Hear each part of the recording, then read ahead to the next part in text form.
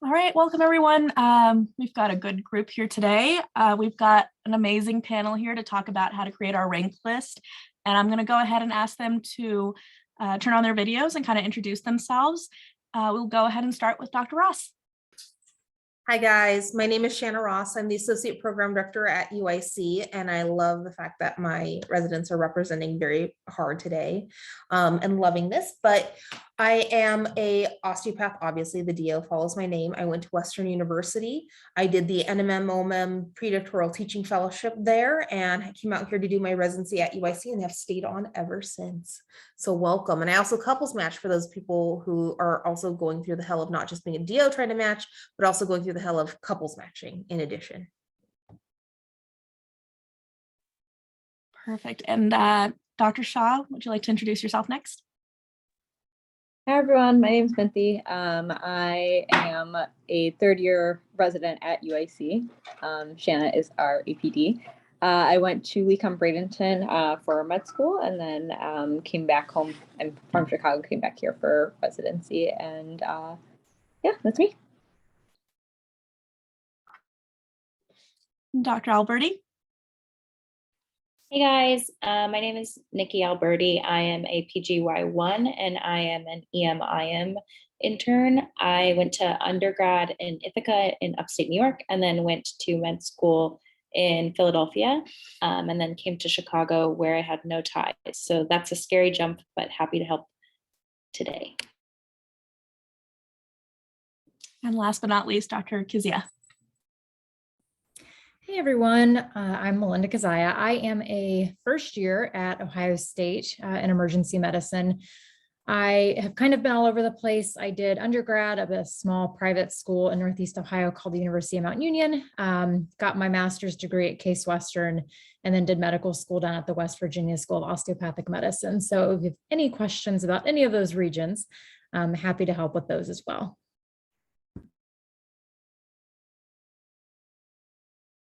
Awesome. So as I mentioned before, this session will be recorded and uploaded to AAEM's Women in EM's website within 24 hours. The session is meant to be interactive, so please use the Q&A function if you'd like to ask a question or comment. We welcome and encourage your participation. You are also welcome to come on screen and engage with our panelists. We're a friendly group and look forward to getting to know each other better. So before we dive into specific questions, do any of the panelists have any sort of big takeaways that they'd like our attendees to know when it comes to making a rank list? I would say let's start with the interns, because right, like they just made the rank list. So let's start with you ladies. I can go first. So I think that it's hard because like at this point in the year, all of the programs are blending together and you're just like overwhelmed by a lot of things. And so I like went through all the programs and made sure that they had all of my needs first, and put those obviously closer to the top of my list. And then from there, honestly, most of it was gut feeling, because realistically, I think we like doubt our gut feeling a lot, but that's just like your brain taking in a lot of different data points that you don't recognize.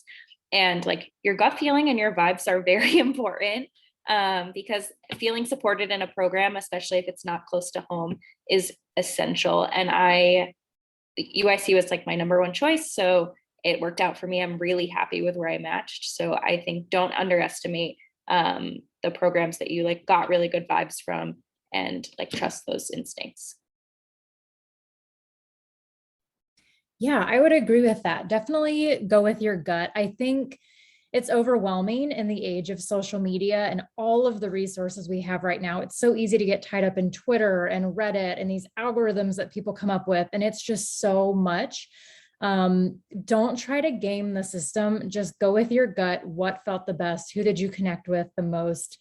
And then also around this time of year, I just had to disconnect. I had to stop looking at Twitter, stop looking at Instagram, because everybody's talking about it. Everybody's, oh, did you get this post, interview communication? Did you get this email? Just shut it out, like turn it off and just like step away and do something fun. I like remodeled my downstairs bathroom just to like take my mind off of things. So like this next month where things are just really stressful and overwhelming, just try to like take a step back and do something else to kind of occupy your time and your mental space. I'm going to jump in really quickly because I saw our final panelist just joined us. Dr. Smith, if you'd like to take a moment and just introduce yourself. Sorry, I'm muted. Hi, everyone. Sorry for joining a bit late. My name is Kristen Smith. I went to the Rowan University School of Osteopathic Medicine, and then I trained at Einstein in Philadelphia, and currently I am a clinical assistant professor of emergency medicine at the Hospital of the University of Pennsylvania.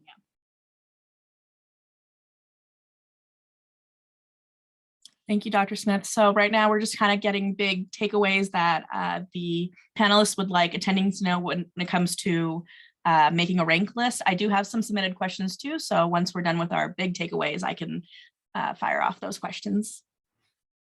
Dr. Shaw, since you were probably the next most recent, and also she had to do her own rank list because she matched into fellowship as well, why don't you go ahead and go next? Yeah, I think I agree with what our two interns were saying, that you want to make a rank list based on one, where you want to go, not where you think you would match. I think everyone says that like the match is supposed to work out in your favor. So again, rank where based on where you want to be, not where you think you should be, or where you where you think you're gonna match. And then, like Nikki said, go with your gut. I think that's a huge thing. I think it's really easy to get lost in like these, everyone is a little bit type A here. And to get lost in these like algorithms and spreadsheets and things like that, be like, how much trauma does this place get? And how much PH does this place get? And once you do it, like, it's just, every place is going to have the same. And the main thing that I say is that residency it's a long road and it's a hard road. So you want to be where you feel comfortable and you feel like the people that you're with are the people that you want to be with to get through that process together. Like looking at it at the tail end of this now, finishing a residency, especially in going through a pandemic, I can't imagine not having the people in my class and the support I have from my program. And I can't speak to any other program because I don't know, but I felt that connection when I came here. I saw that the community, the residents were all very close, that they seemed to get along well with their faculty. And those things were important to me, and more important than, names or numbers. And so I think, go with your gut, where you think you're going to fit in best, where you find your weird, the people that you connected with the most, because that's going to make a huge difference when you are actually going through residency. Dr. Smith, do you want to give your takeaways? Yeah, I just echo everything that's already been said, but definitely don't try to figure out who's going to rank you highly. Just go based on where you want to go. I think a lot of people do. Location obviously plays a large role in that, and also proximity to family, friends, significant others. I'd also say, I believe everyone on this call is mostly DOs. So you'll probably see there are several programs that that don't have a lot of DO residents, but I definitely encourage you to still apply there, because you never know what they're looking for and where you're going to rank highly at. So don't self-limit yourself by saying, oh, maybe they only have one DO and that's in the third year class. Don't let that kind of give you any feelings of doubt. Really just rank based on where you want to go. And I also tell people, especially since all the interviews have been virtual now the past 2 years, you definitely should be reaching out. If there's anything you forgot about or on these interviews, don't hesitate to reach out to a resident and just ask them, whatever little questions that you may have that may help you with making these final rank list choices.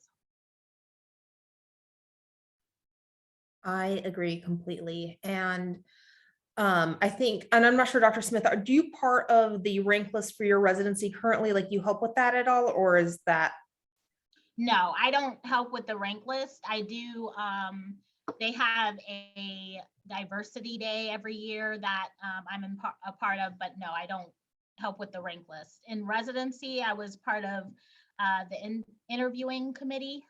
So I did get to see kind of how people would end up being ranked, but ultimately, at least where I trained at, ultimately that choice is obviously the program director and some of the other faculty, but the interviewers, you know, they always had a resident interviewer. So we did get to make our scores and everything like that. And then that's kind of conglomerated into a larger number. And then there's a way that they rank.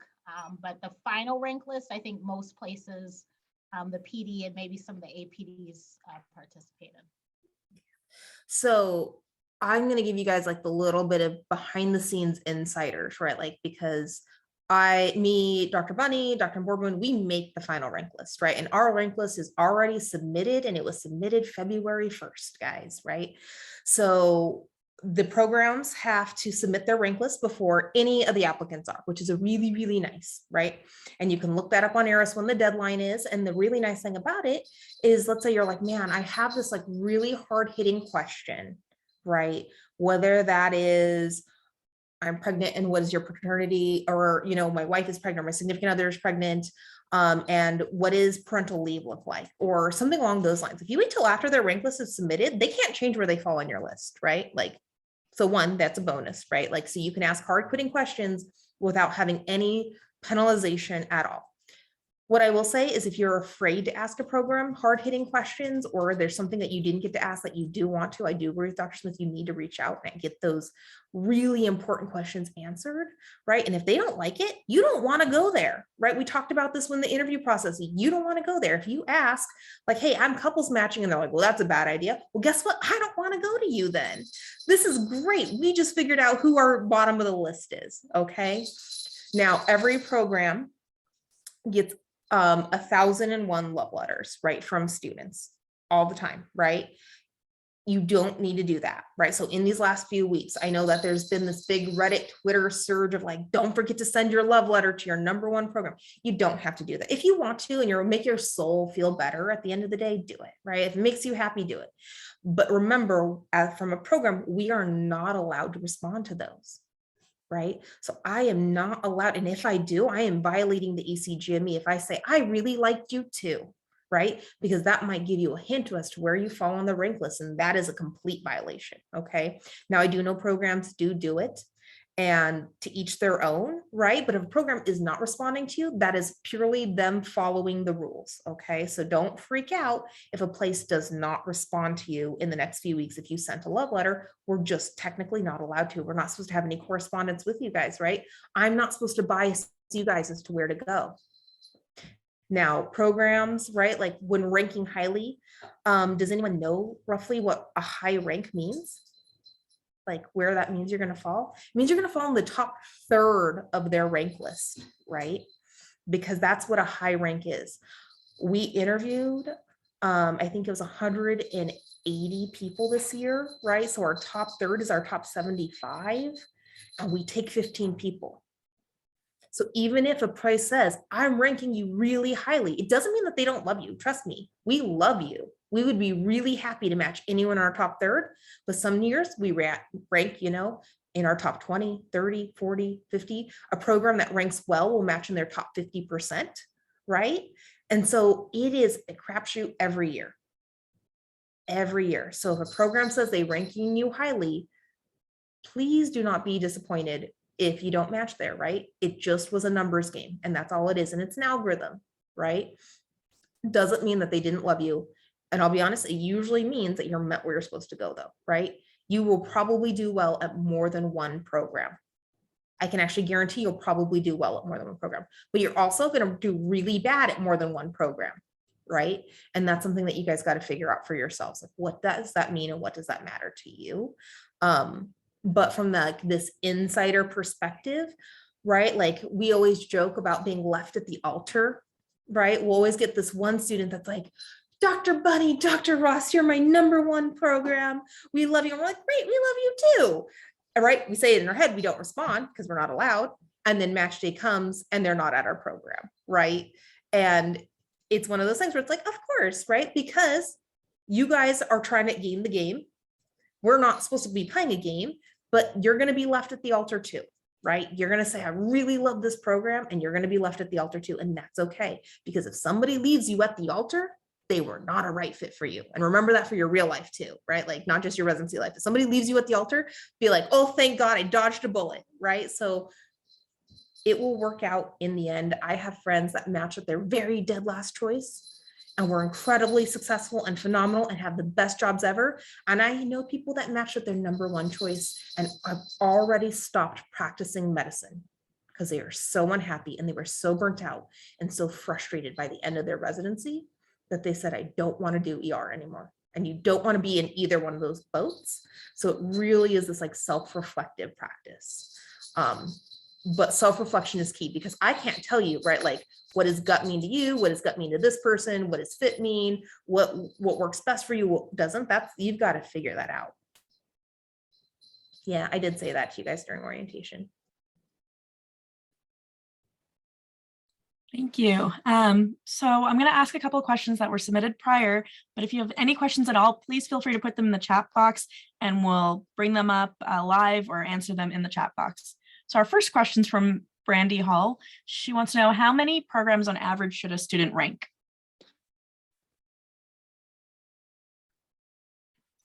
So I think for EM, the number is usually between 13 and 15. Gets you, like the stats say that gets you like a 99% chance of matching. I think that, like, considering that you're paying for it after, I don't even remember how much I like blacked this part of my life out. But I think that after 15, you're not getting a whole lot out of that money that you're putting in. And like, if you're going further than that, you probably don't like those programs that much. And you should not rank programs that you don't want to go to. Like, I think that that's really important. If you don't want to go there, don't put them on your rank list. That being said, all of you will put them on their rank list because all of you want to match, right? Like we say that, but I know what you really mean is I'm going to put you dead last on my rank list and pray to God I don't end up there. But I do agree with Dr. Alberti. If you really go, I would be miserable and I would probably not be an EM physician in the end because of this residency for whatever reason, then you really should not rank it. If you're going, I will hate the next 3 years, but maybe I'll tolerate it and I still want to be a great ER doctor, you're going to rank it. And I know, like, classically, everyone ranks pretty much every program unless there was something really atrocious, right? Like, and I'm talking about racism, sexual harassment kind of issues on the interview. Otherwise, you're like, I just didn't like that person. Like, I hate Dr. Ross. She talks way too fucking much, right? Like, then you're still going to rank us. I know you will.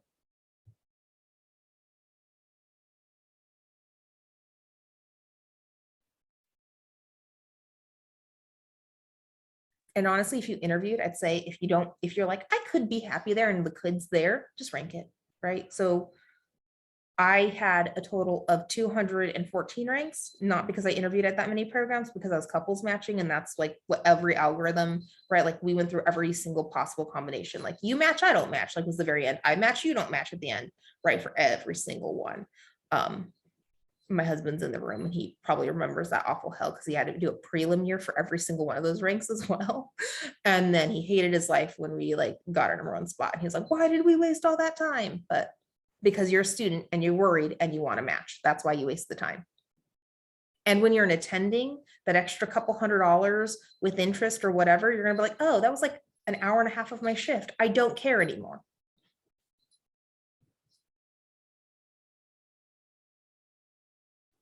Yeah, I definitely agree with Dr. Alberti and Dr. Ross. You probably, like Dr. Ross said, you're not going to leave. You're not going to leave somewhere out unless, like she said, it's atrocious.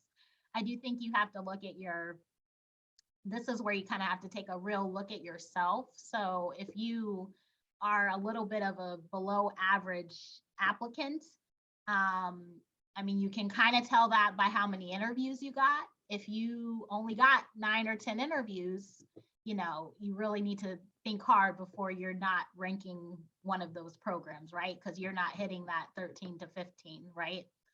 But if you're more of an average or above average applicant, then you have some of that wiggle room. But you just really kind of have to be honest with yourself about where you fall in terms of your scores and other things.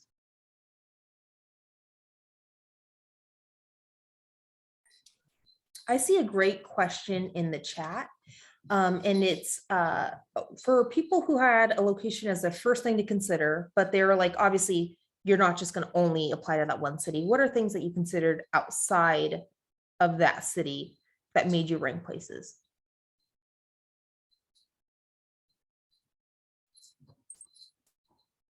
Right. And I think this is a good one, but I think it's, again, this is like that horrible self-reflection, is why is a location important to you? Is it important because your significant other needs a big city to have a job?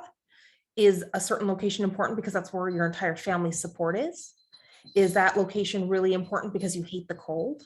Is that place important because you're a sadist and you masochist and you want to be in the cold, right? Like, what is it about the location? Because whatever that is that you need and you're looking for, you look for that somewhere else, right? So if it's the support, then find a program that you're gonna feel well supported at, right?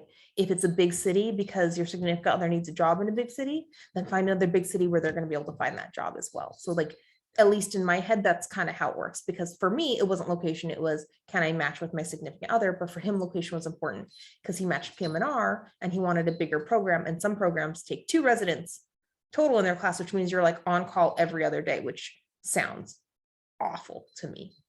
Just like awful. I'm happy to kind of tackle this one too.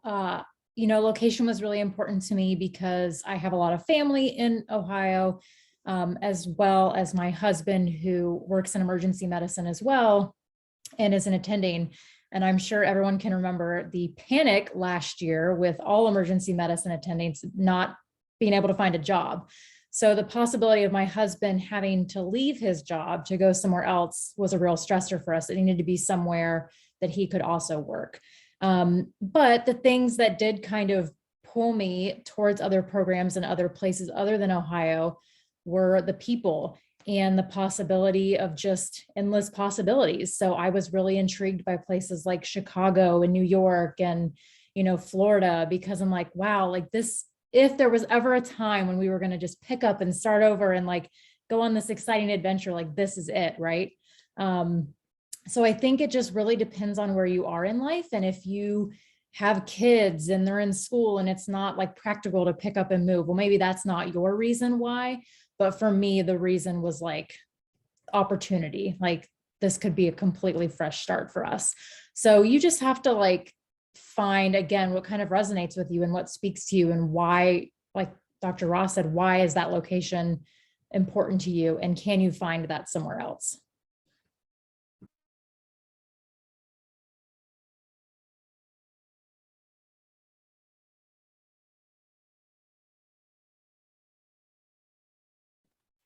If no one else has anything to add to that question, another question I just got was, for upcoming classes who have the pass-fail testing for boards, what would you say would make an applicant stand out as average, above, or below average? So I think we talked about this like a couple sessions back, but I know not everyone watches videos because I will be honest, I've never watched a Zoom video in my life. I'm not going to go watch a recording of somebody talk on a computer. But that being said, it's your slow. It's your slow, it's your slow, it's your slow, it's your slow. And for those M3s who are about to be M4s, you really need to pay attention to the slow because it is changing this year. So when I was a student, it was a slower, it transitioned to a slow, and now it's slow 2.0, and it's transitioning at cord this year. So at the end of March, right before you guys start your away rotations and like end of April, May, it's really, really important for you guys to look at that slow letter. And if you don't know what a slow is, I'm gonna make you go look it up on cord and not spoon feed you and tell you, but it's essentially literally the cheat sheet and how to get into emergency medicine. And multiple studies have been done. Above all else, interview and slow are the only things that get you into residency. EM is not a specialty that weighs boards heavily. Most programs don't even care about them now, even with the numerical values.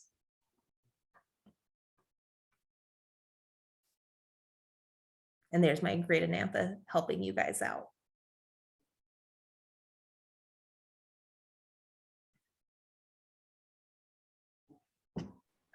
Oh my gosh, I love you, Dr. Kizia, for saying that. That is so true. I was going to say that Iram just asked, how important is it to get exposure to high volume trauma as an EM resident? And we've got some responses that you'll get trauma exposure, promise, and all programs are accredited and you'll get what you need out of the program, but do not make ranked decisions based on trauma exposure. Yeah, no, you guys are gonna learn to hate trauma like so much, right? Like it's fun, right? Like all of us are like, oh yeah, I did a chest tube and a crack and it was super exciting, but it gets old really, really fast. And Dr. Shaw, would you like to do another month of trauma at all? Never. We're like, no one does, right? Like we're not trauma surgeons. Like you're not going to the OR. It's literally primary, secondary survey, tertiary survey, rinse and repeat. And it's very simple medicine. It's like the simplest of all medicines, right? It's really exciting and cool, but it's literally the simplest of all medicines. It's an algorithm. And then you get bored of it really, really quick. And I say this to M3s and M4s every single year, and no one listens to me, inevitably. And then they match. And then like, right, like even my interns, when they match, are like, you said that, but I was still really excited for trauma. And then they do trauma and they're like, I hate trauma. Can I just come back to the ED and take care of like a good CHFer who's like in flash pulmonary edema, please? Right. So yeah, don't base it on trauma. And Dr. Alberti's right. All ACGME programs will make you a great EM physician when you're done. Right. You're going to get enough trauma. You're going to get enough sick people. You're going to get enough intubations. You're going to get enough central lines. You're going to see enough acuity. You're going to study all the weird zebras that you won't see anywhere else. Right. You're going to get that if it's ACGME. ACGME is really, really old. PM&R is like what, 85 years old? Something like that. It's like 86 years old, my bad. But right, like EM is not even 50 years old for residencies, right? So like we are a young specialty. All the programs will get you where you need to be in the end.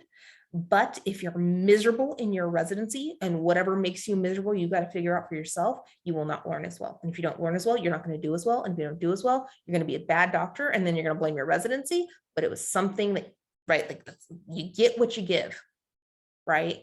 And so you've got to put in the effort, even if you match with your least favorite choice and you're like, man, I hate curly haired women and I'm stuck with Dr. Ross and Dr. Shaw and Dr. Alberti and I have to be around them, right?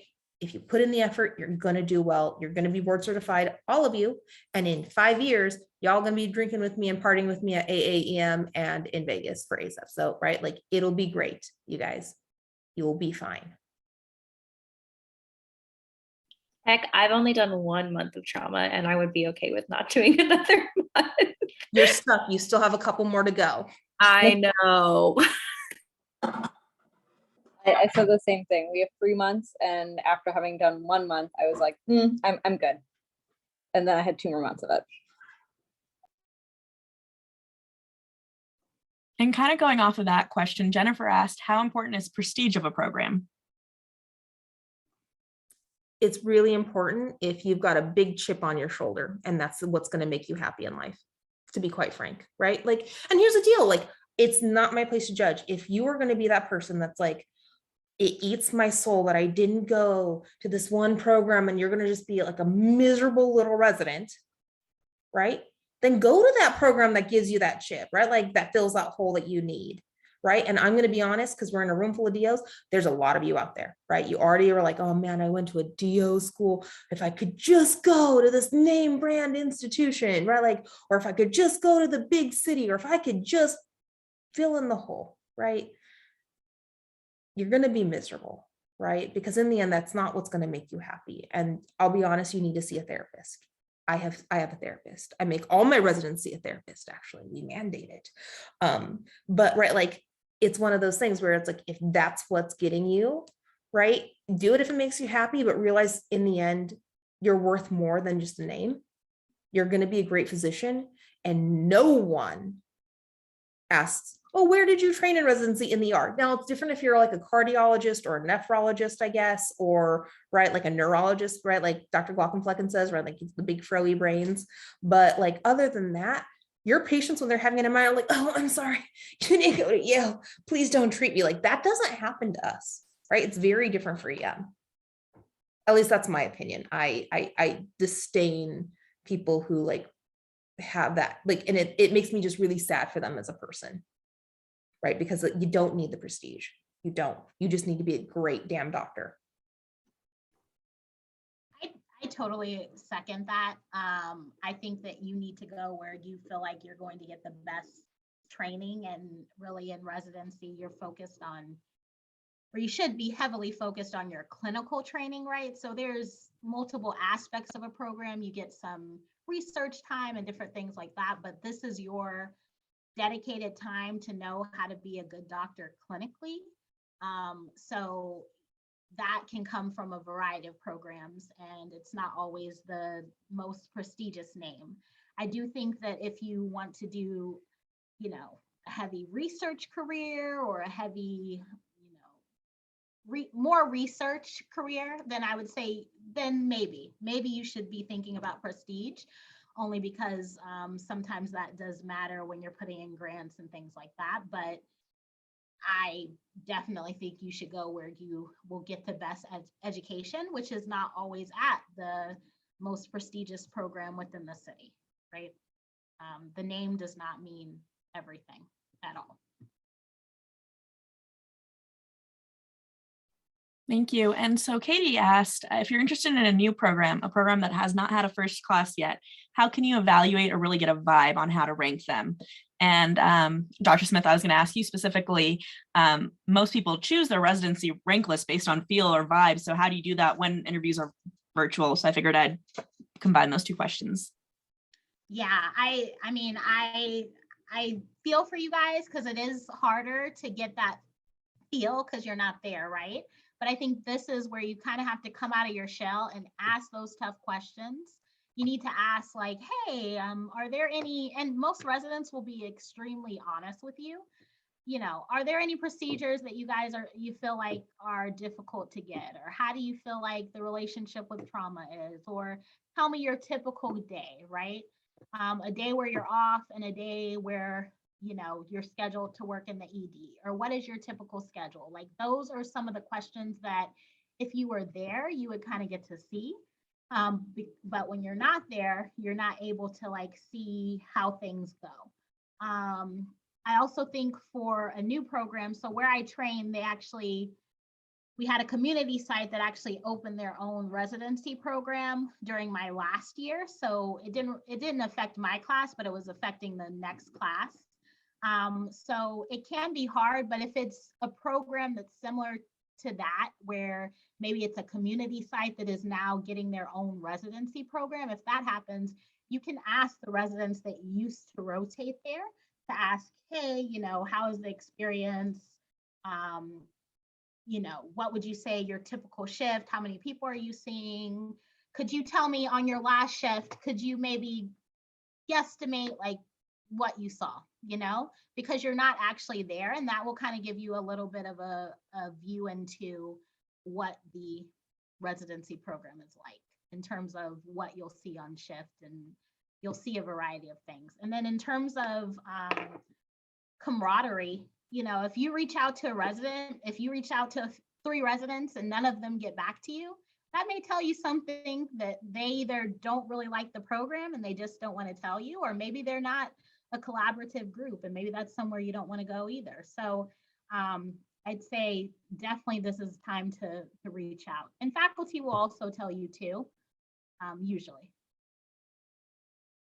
And if you're in a program that has no other residents, Dr. Ross brought this up in the chat, you won't have any residents to lean on, so you'll have to lean on faculty. And remember, as the first class, you'll set that culture. You'll look to your relationship with the attendings. If you look up to the core faculty, could you go to them with issues? Can you be vulnerable with them? Which are all great points.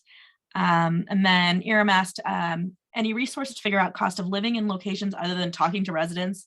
And some of the suggestions were Google and Zillow.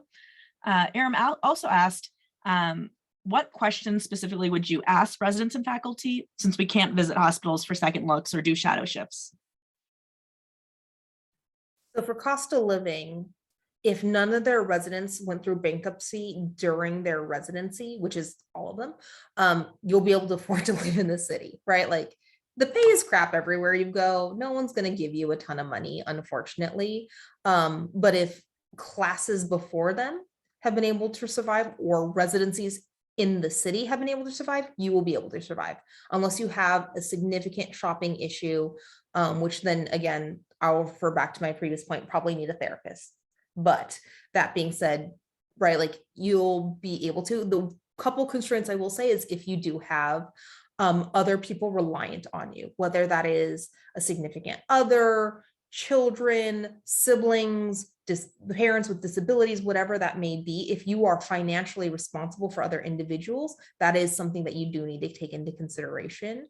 But you know, even in Chicago, man, it's super expensive here. And I'll be honest, like our residents get like average pay in the city, right? Like we're not like in the top, we're not in the bottom, we're like dead average. But I had a resident buy a house in the suburbs because she could afford that. And she's like, I'm willing to make the commute so I could have purchased a house, right? So she did purchase her own house. It's cheaper, it is farther, but she was willing to make the commute work, right? So it's always doable. It's just, what are you willing to sacrifice?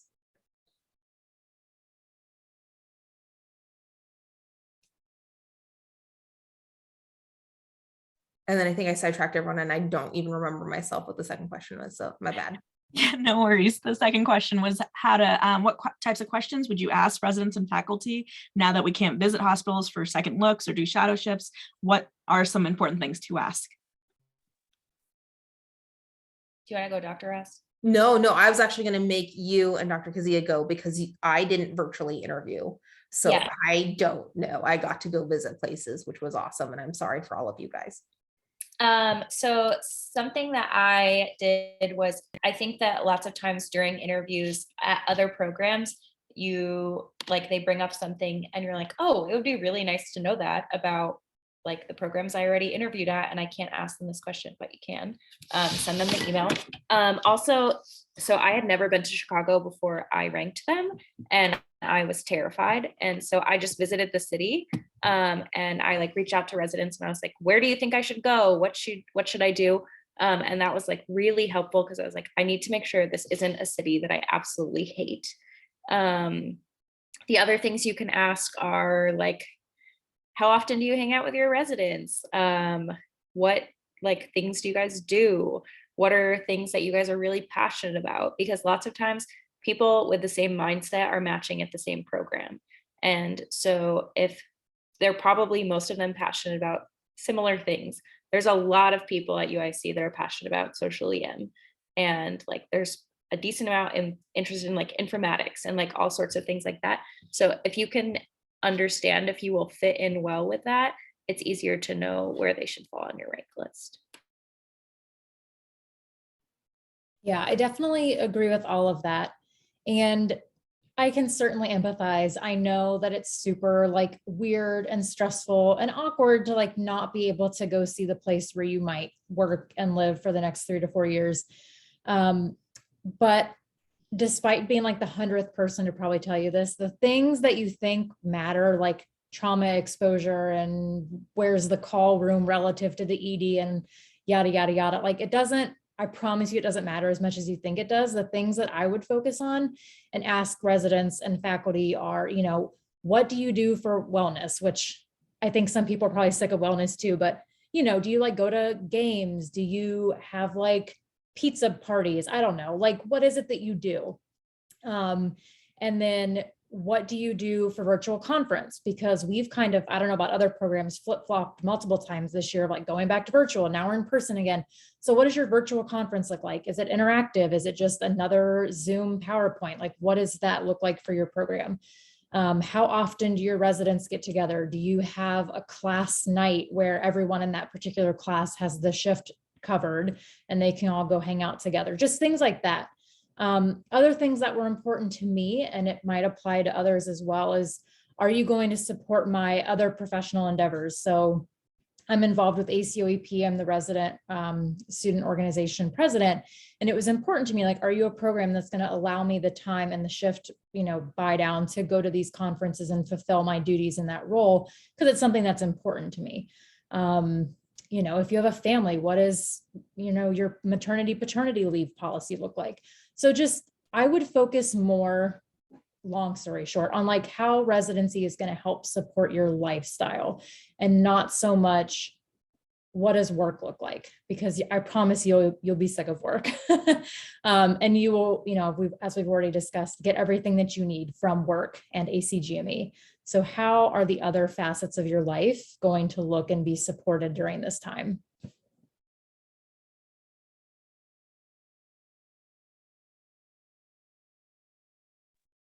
And to follow up on that, Kirsty asked, how to tease out details or reach out to residents during this month? I think most programs give you resident emails. If you, for some reason, like don't have resident emails or you're not sure, you can always email the program coordinator, and I'm sure that they would be happy to link you up with residents. And like you can just contact them that way.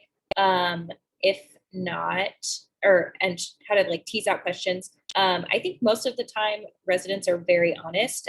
Anyone who's emailed me, I'm like very honest with them about their questions, because we want you to match where you're supposed to be too. And we want people who we're gonna want to work with and who like fit in well with us. So like we're going to be honest with you because we want everyone to have a good fit. And if it's not gonna be a good fit for you, then we don't want to force you to come to our program.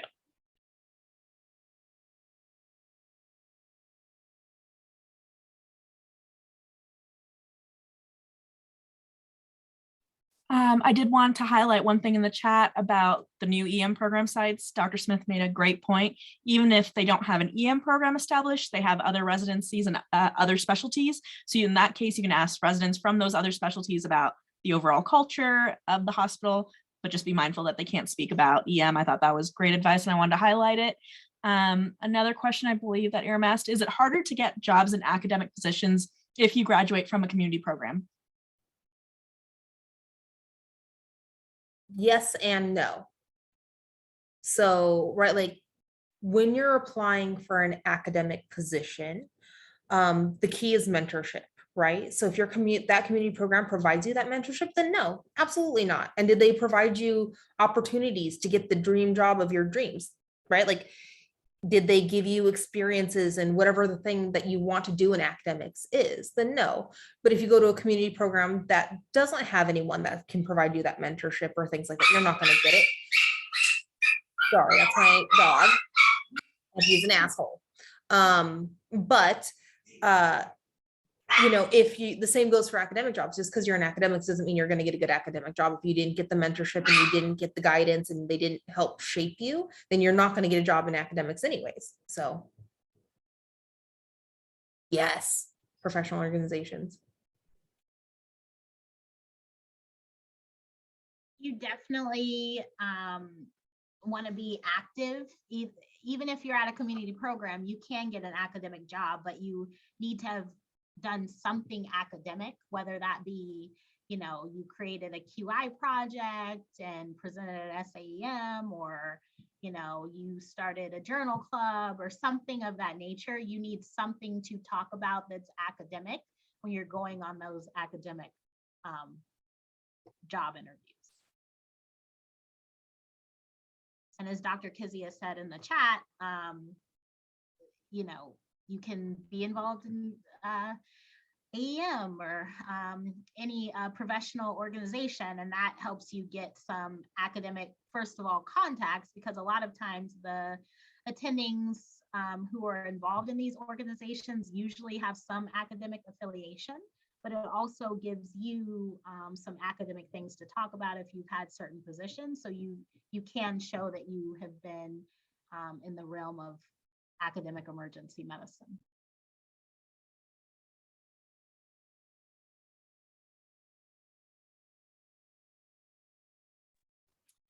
All right, Dr. Smith, a question that I wanted to ask you specifically.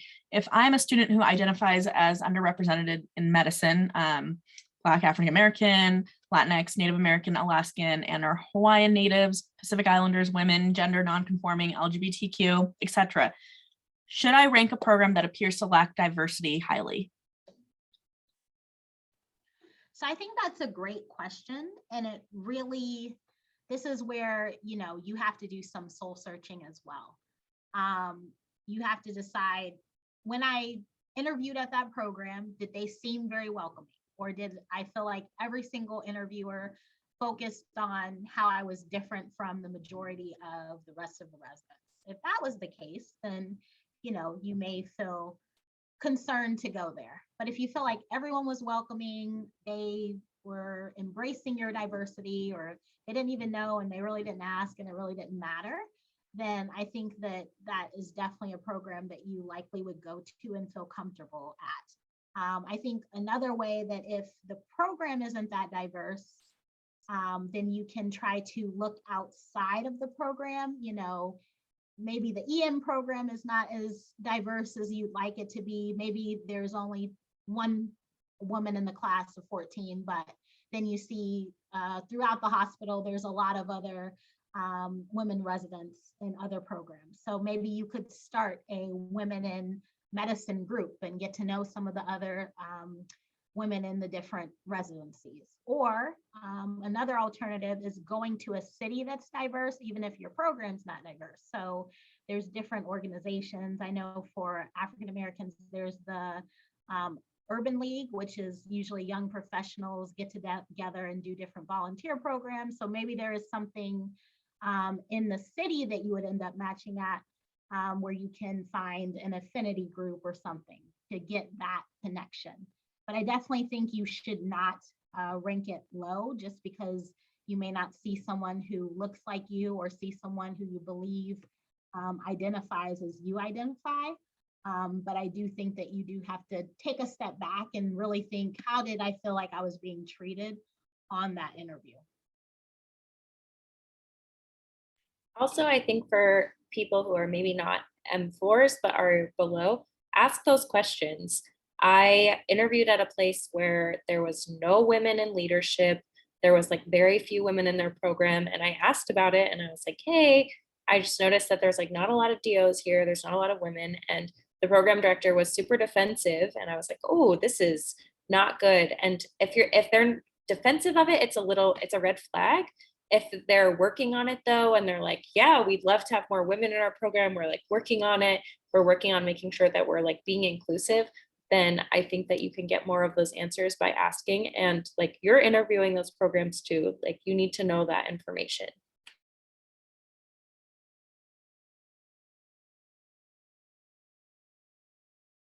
Did any of the other panelists want to talk about the diversity question before we move on? I think Dr. Smith hit it on the head.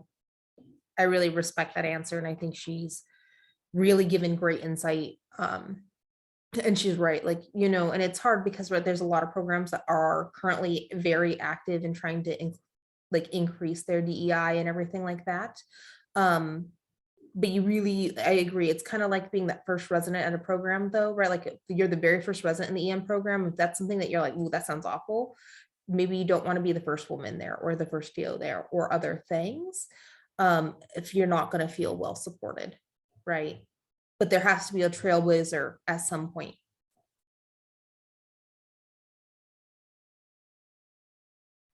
Absolutely.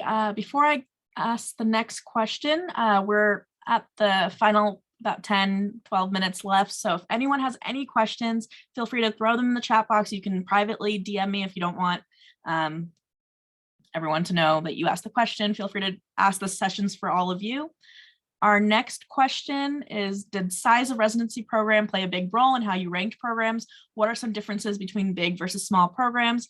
Dr. Kazia answered in the chat, it was not a factor for her. She ranked programs with 6 residents and some with as many as 17 plus.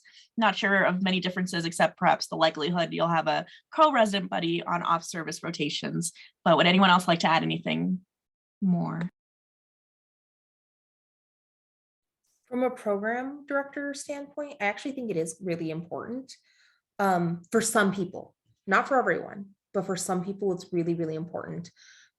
We have a big ass residency, right? We've got 61 residents here. It's big. You're going to get lost in the mix at some point, right? Right. Like we try our best to like make sure that people are touched in with and everyone's being well taken care of. But I'll be honest, I really rely on my residents to reach out to me if they're struggling with something, right? Because we go to 4 hospitals, right? Like we're a big program. You can get hidden very easily if you wanted to be, or if you didn't feel like you were able to speak up, right? And every couple years we do get a resident where every time I go, I'm like, man, I love them, but if they went to a smaller program, they'd be a freaking rock star, right? because they don't reach out for the help and they don't speak up, or maybe they're really insecure and they're always feeling like they need to one up other people because they just feel like they need to shine more because they get hidden in the mix, right? So it's a very personal thing, but from a program director standpoint, I think it is really important to consider, are you a person that will do well in a big environment with a lot of residents that maybe isn't touched in? If you really are somebody that's like, I need small, close-knit community, right? And you're feeling that at a big program, you can definitely get it, right? Like you're there, every big residency, great, start getting these little groups together, right? But if you're somebody that's like, I'm going to feel left out if I'm not in all the groups, right? Then maybe going to a big program isn't the best, because then you're going to inevitably miss some things. And so I think it's something that people say, don't worry about as much. And I think for a lot of people, it doesn't actually matter, right? Like if you're like, I'm pretty open, I can do big groups, I can do small groups, that's fine. But if you're one of those people that really thrives in one or the other, then, you know, and I can't speak to somebody like from a small program because I went to a big program and now I teach a big program, right? But I definitely see people where I'm going, man, you would do so much better, right? Like you're doing fine in our residency, or you're a great ER doctor, but man, you would have been a killer rock star had you gone to a place that was maybe half as many residents.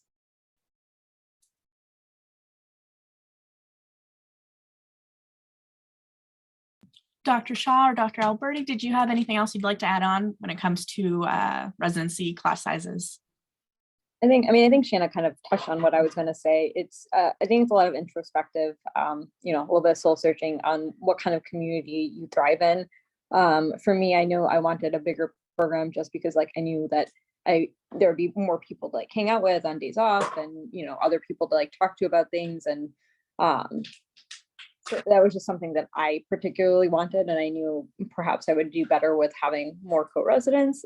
But you know, if you're someone who needs a smaller knit community, like Dr. Ross was saying, or you feel like you would shine better having less people in your program, I think it's a personal decision that you have to kind of look at yourself and see what kind of area that you would do best in. I think it's also very dependent on how the residents interact. Like, so I fortunately get to see both sides. Like I see the medicine side and the EM side, and the medicine side of UIC is huge. There's 40 residents a class and it's overwhelming. And I am like not super close with a lot of them. I'm close with the ones that I work with and that I have gotten to work with on rotations, and they're amazing. But like my EM colleagues, I group chat with them every single day. We like hung out every single day of orientation for 2 whole weeks. Like I could call probably anyone in my class if I had a terrible shift, if I like was having a bad day, if I had like a family thing. So like it also isn't just about class size, like how well that community is built. That's like an effort of the culture of the program.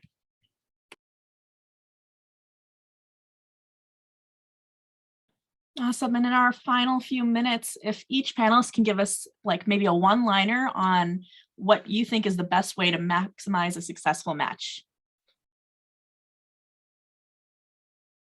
Emo music, for sure. Like I know we're all like joking about this, but realistically, you really do, right? Like you have to not consider what your family is going to think about you, or what your co-classmates are going to think about you where you match, or what your significant other, or honestly, even the egotistical part of your own brain, right? You've got to throw all of that aside and go, where am I going to be happy? Where am I going to thrive and not just survive? What's going to truly make me the best EM physician that I can be in this world, right? And make me the happiest EM physician that I can be in this world. Because if you let other people's opinions and things get into your head, you're going to mess up the list. You're going to mess up the list. That's all it is. You're going to mess it up. And then the algorithm will do its thing, and then you're going to end up where you're supposed to be anyways, because the programs can see through it. My advice is, you know, make your list and stick to it. Don't do the moving programs like up until, I did that, it was terrible, but moving programs up until like the day before, you know, if you switch 1 and 2 and then 3 and 4, and just go with, you know, what everyone is saying, go with your gut, make your list, submit it, it's done. You know, don't play around with it till the end, because you might do something that you regret in the end.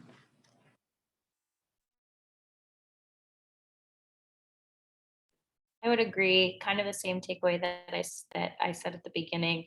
Go with your gut, go where you want to match, not where you think the programs are going to rank you. I think, yeah, like Dr. Ross said, like a lot of this is soul searching. Like, what do you need?